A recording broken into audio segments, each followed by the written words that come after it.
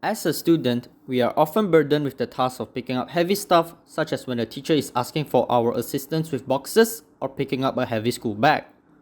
When they do so, a majority of them are bending their back to pick up the said item, and unconsciously, they are actually putting a lot of pressure on their backbone and back muscle, which can eventually lead to a weak spine or in certain cases even a fractured spine. Figure A shows a man bending to lift a load of 100 newtons. His backbone may be considered as a rod pivoted at the end as shown in figure B. The weight of the upper torso of the man is 300 newtons and acts through the point G.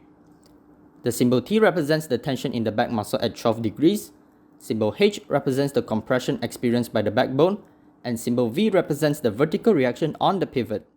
The length of the man is unknown and is simply labeled as L. The calculations involved in solving this problem includes calculating the tension exerted in the back muscle, calculating the compression of the backbone, and calculating the vertical reaction on the pivot.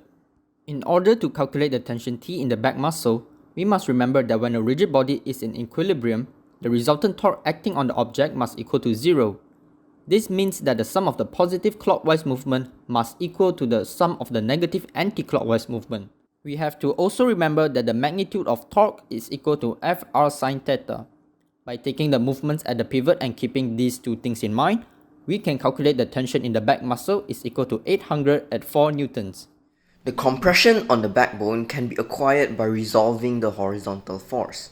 We know that cos theta equals adjacent over hypotenuse, and since T is the hypotenuse in this situation, cos 12 is equal to H over T, where H is the horizontal compression of the backbone.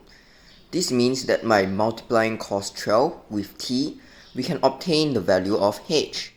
Since sin theta equals opposite over hypotenuse, and T is the hypotenuse in this situation, sin 12 equals the vertical force over T. This means that by multiplying sin 12 by T, we can obtain the value of the vertical force.